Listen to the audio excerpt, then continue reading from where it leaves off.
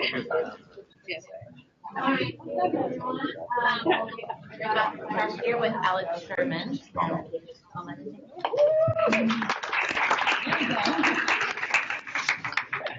So most of my time this summer was spent working on the Writing Rights project, which kind of evolved into this prototype application called Full.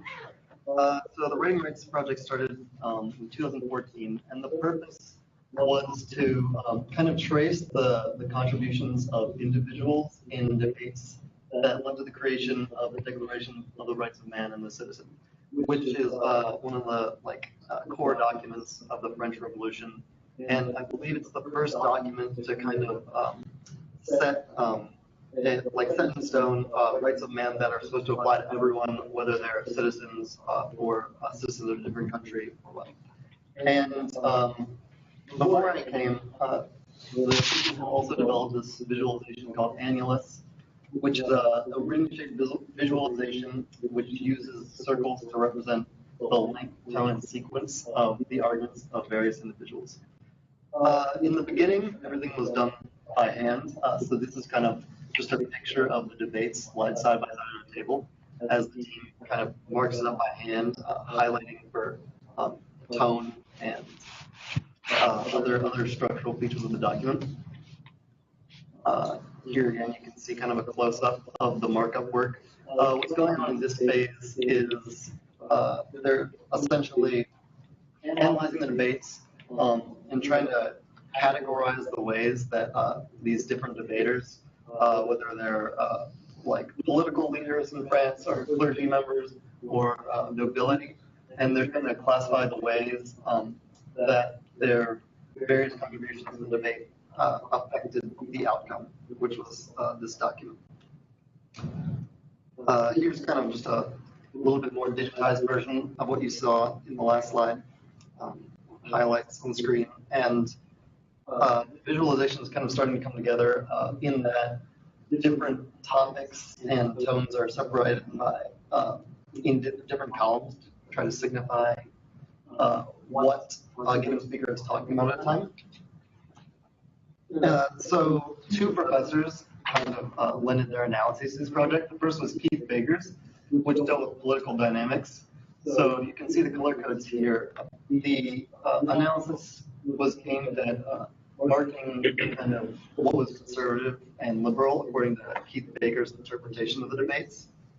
So he went through and by hand kind of marked up different speakers and noted whether he thought that they were coming from a conservative stance or a liberal, traditional, libertarian, or kind of a hybrid, which was represented by a gradient. And the visualizations that came out of that appear something like this. So the way Annulus visualizations are supposed to be read is that the earliest actions are the farthest outside the ring. If you kind of imagine the way that a tree grows, like the early rings start, and then as the tree gets older, they're pushed to the side as new rings form in the middle. So the conclusion of the debates all are in the center, and time kind of goes backwards as you go out. The opacity fades as you go out to try to signify in a visual language the way that as a debate progresses over a morning or a day, the threads that seemed important kind of in the beginning of the day can get lost and kind of change, and that and to try to visualize kind of the shifting nature of debates in general. The other analysis was Professor Dan Edelstein's, which was focused more on noting whether a given proposal was adopted, whether it was close to adopted or kind of adopted in a different fashion, or if it was just rejected. And here, opacity is used to represent different relations that speakers had to these propositions.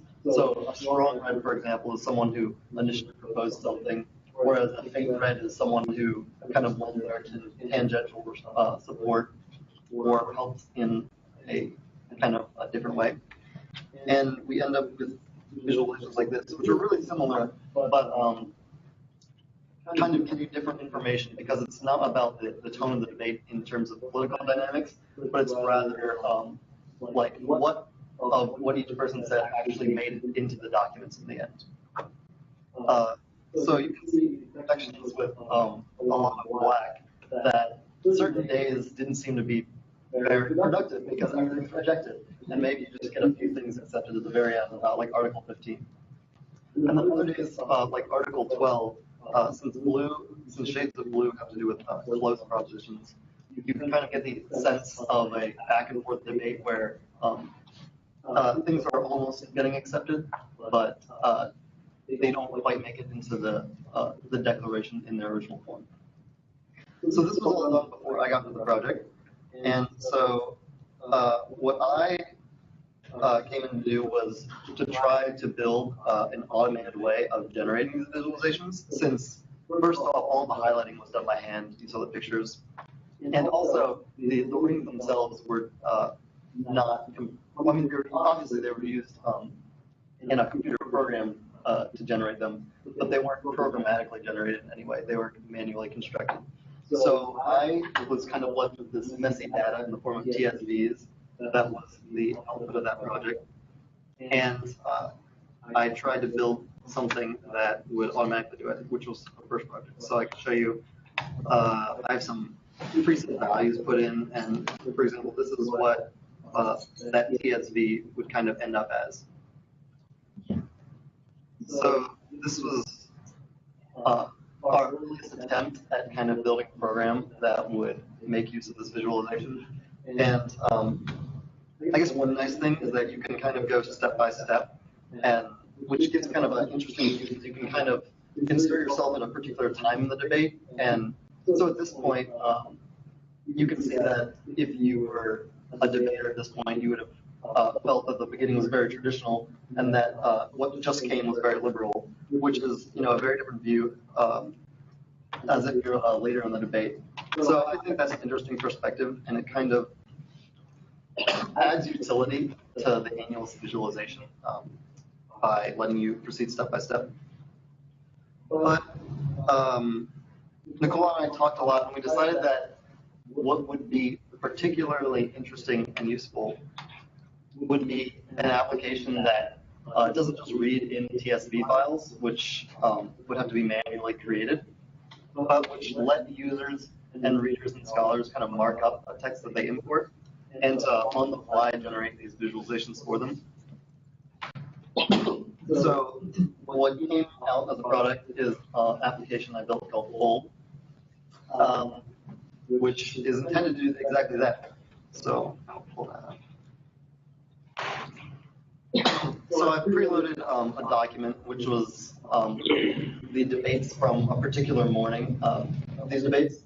And you see here, Fold kind of auto-generates a table of contents based on markdown found in the text. So you can kind of insert headers and of various levels and sub-levels, and it will auto-generate a table of contents. There's kind of a settings page where you can add and subtract topics and categories.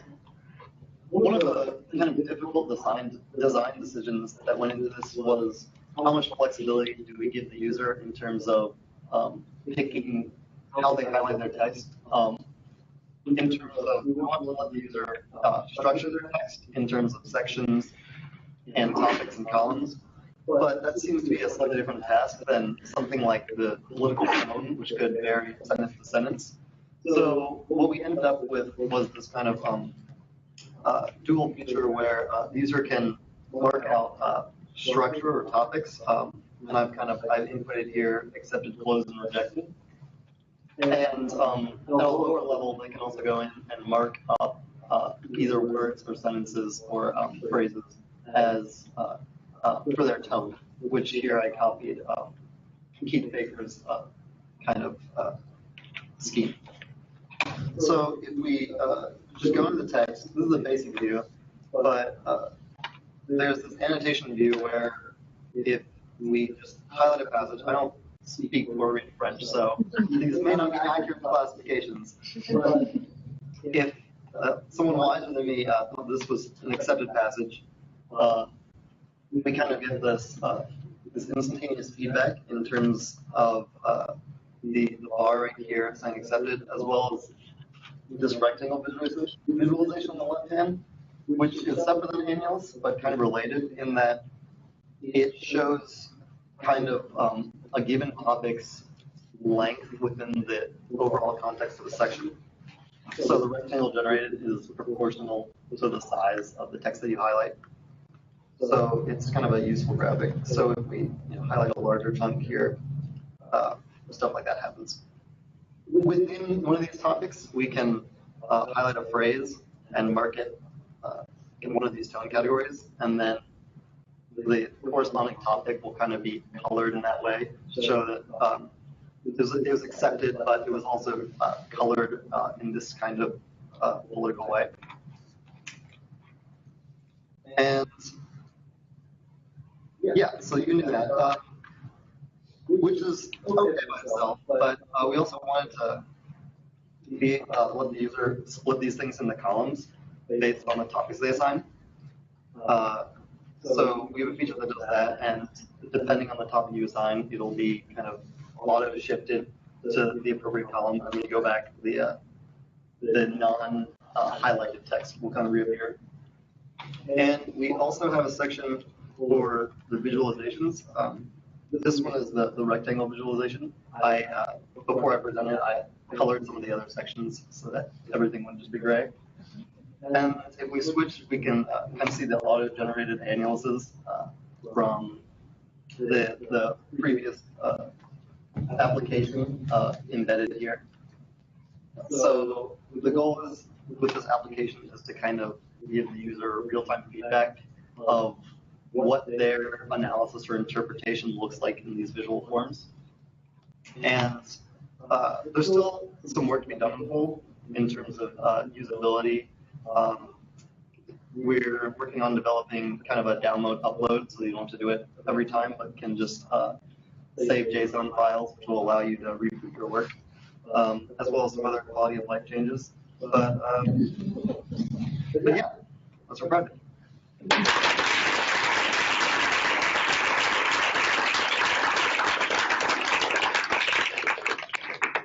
Alex, are there any questions for Alex specifically?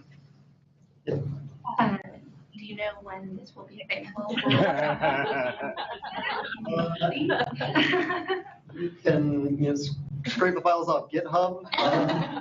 Right now, it's quite the prototype. And if there was ever going to be a commercial release, a lot of things would need to be refactored and changed. But I'm not sure. We have to think about that. Soon. Next week. Yeah. Alex, did your thinking about text change by working on the project? Like, I guess another way of asking is, what was the impact of working on this project on you intellectually? Sure. I think a lot of the interesting theory work was done kind of before I came to the project in terms of if we look at some of the images, like, let's see, this one. I think deconstructing a text in this way is really interesting because with paper text, you have very little flexibility in terms of what you do with it. You can write in the margins and you could scratch stuff out, but there's no way to kind of tactilely move things or shift things to better kind of reflect your understanding of the text. So I think that just going forward in the digital humanities, these kind of like artificially physical ways of manipulating text will be really interesting in that they allow people to kind of remodel documents and essentially make new documents of existing texts in ways that not only reflect their understanding, but can bring out elements for other readers that aren't visible in just a plain paperback. Thank you. Any other questions? Well, I have a comment. Yeah. I'm a DJ, and I think that sort of is reminiscent of rap and hip hop. Oh, no, it is. Yeah, I think it is. Especially like there's something about like the dual turntable view where you're just like, I want this and this. Yeah. It's listening up. I agree. It's like sampling.